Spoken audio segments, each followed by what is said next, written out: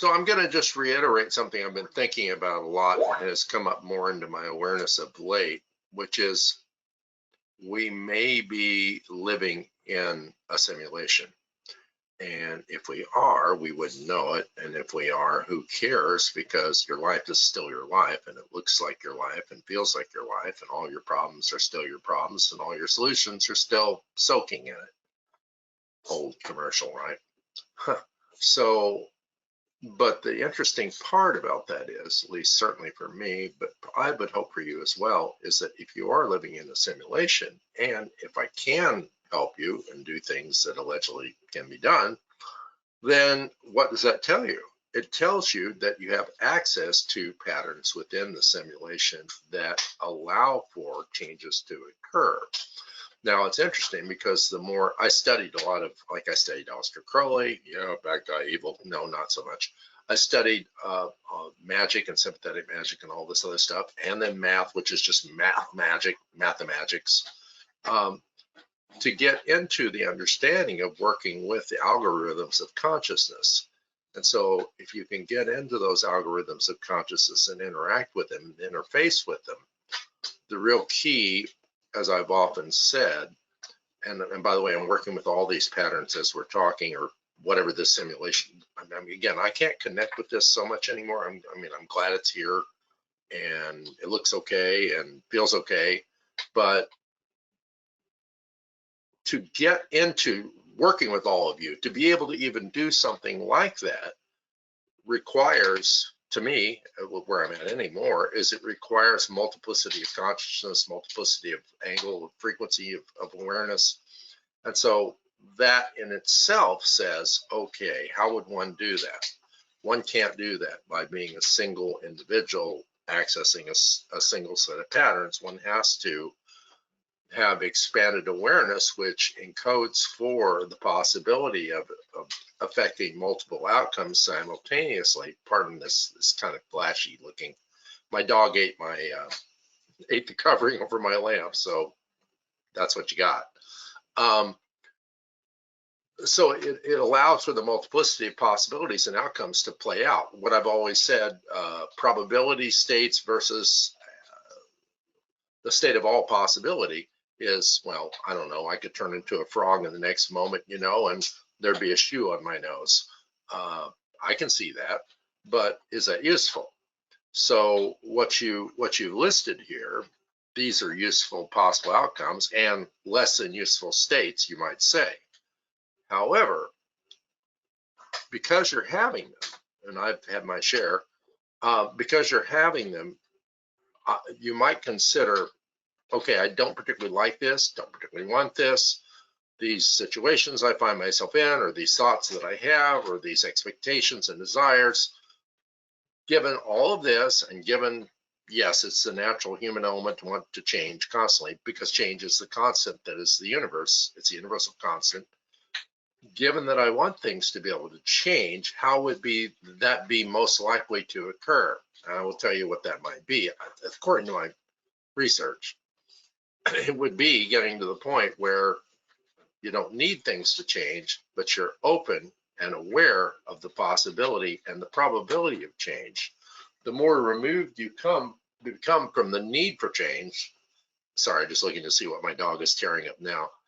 The more you get to that point, the more likely it can occur, because there's less and less of the inertia of consciousness holding you bound in that apparent state of no change. And it's paradoxical, because how does one, with problems and problem sets and all that, get the state of change when when the very reality of the fact, as you look at it playing out over and over again, there is no change?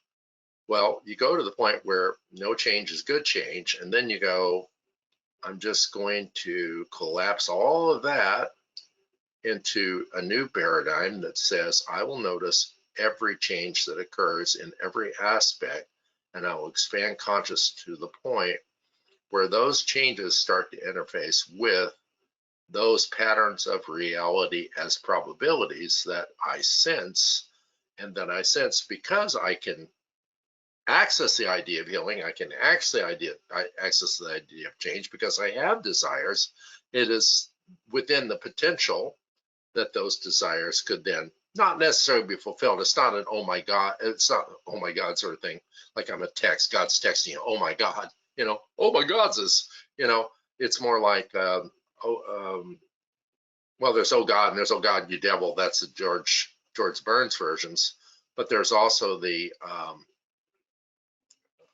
Bruce Almighty. That's the one I'm thinking of, where God lends Bruce the ability to be God essentially, and he parts his soup in the restaurant like Moses, and allegedly like Moses, I will say, and all sorts of funny things ensue.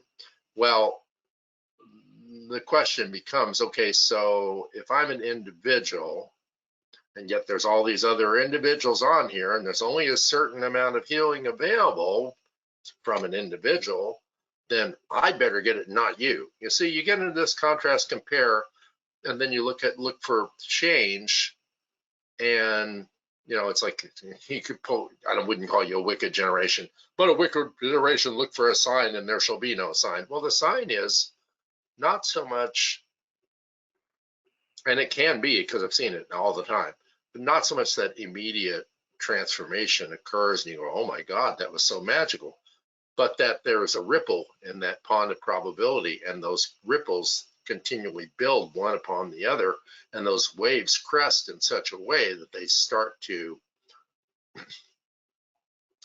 multiply as a nodal point. And the more that nodal point then builds waves one on top of each other, you see, the more additive that becomes. There's additive and subtractive magic. The subtractive magic would be like if I had this avatar of me here, and then I took away all the background, which there's software I can do that. I was trying to figure out how to do that before we came on so you could experience that. But if I were to do that, this would be additive magic. Maybe I could add a halo here, or I can just project one and you can see those different colors.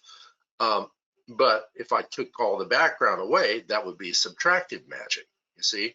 So take the background away of your thoughts, take the background away of your desires, expectations, ideals, and needs, and then go to this point here and then add to that, multiply that as that nodal point of awareness of self in the center that then is able to be at that point of neutrality. So say this is all the stuff you want, this is all the stuff you don't want, but if you take that and you move to the midline point, there's a vanishing horizon where those things disappear, and what you're left with is this stable playing field where anything in the next moment could happen, because you've released the ideas of things that need to happen, things that haven't happened, things you wish would happen, and things that are not happening.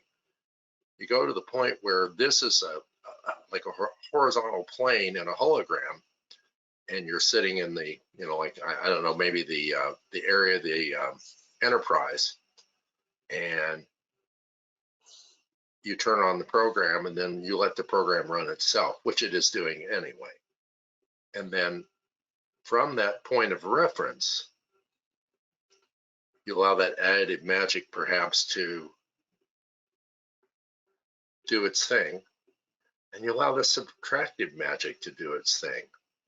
And so, it's like take one from column A and add 2 to column B or something, Let that math be an unconscious math of the integers of consciousness that lead to more of a probability outcome that allows for those expectations to be released in such a way that they can be met as needed and as the narrative goes in the universal program which you're running, which you call yourself.